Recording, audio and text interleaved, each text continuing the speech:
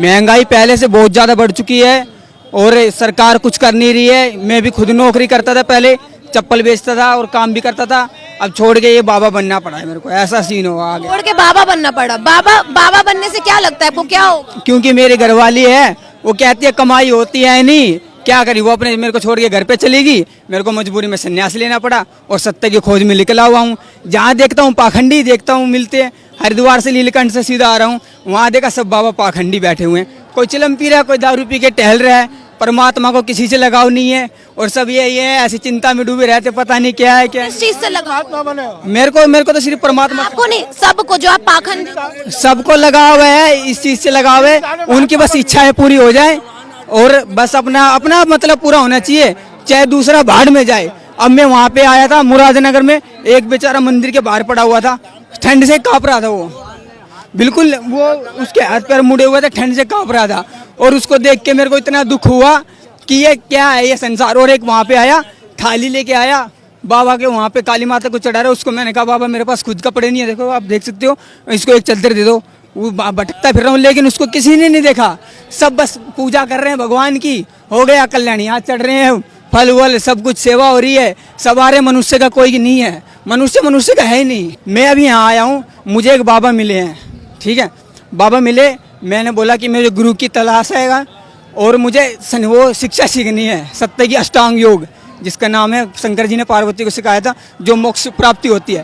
तो उनके मैं चला गया, आश्रम में चला गया और वहाँ पे देखा कि दारू की बोतल रखी हुई है अंदर। मेरे तो हैरान हो गया, मेरे अंदर डर आ गया। मैं कहा ये तू कहाँ पे आ गया, मायावी नगरी में।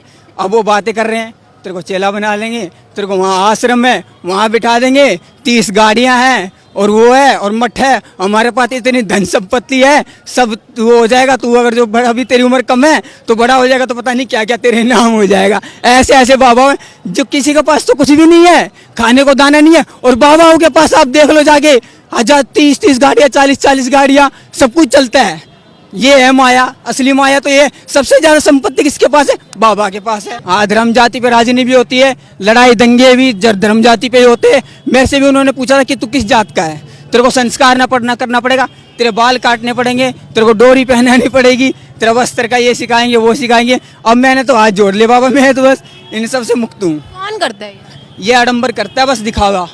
कौन करवाता है ये सब आप समझता हो, बस किसके अंडर में कह तो नहीं सकता ये, लेकिन ये सब संपर्क में है, इतना पता है मेरे को। इनका सबका संपर्क हैगा, आप समझ सकते हो। मैं नाम तो ले नहीं सकता हूँ।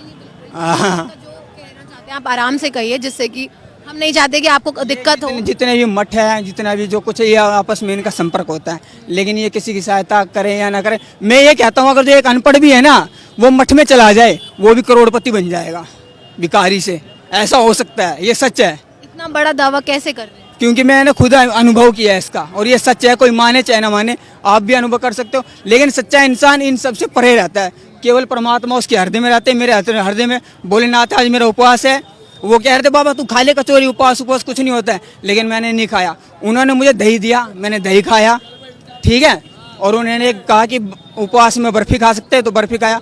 मैं देख के हैरान हो गया कि इतना कुछ होते हुए भी हमारा देश भिखारी बन के रह गया। बस मेरे हाथ में कटोरा है लेकिन खाने को कुछ नहीं है, ऐसा है हमारा देश। ना सच बोल रहे हैं, आपको आगे दिक्कत नहीं हो जाएगी? मुझे दिक्कत ही हो रही है, मेरा तो जो कुछ था वो भी छिन गया। अब क्या ये भी छिन जाएंगे और क्या होगा, शरीर छिन जाएगा। मेरा उद्देश्य है बस मनुष्य का कल्याण हो, मनुष्य परमात्मा का सही रूप जान सके।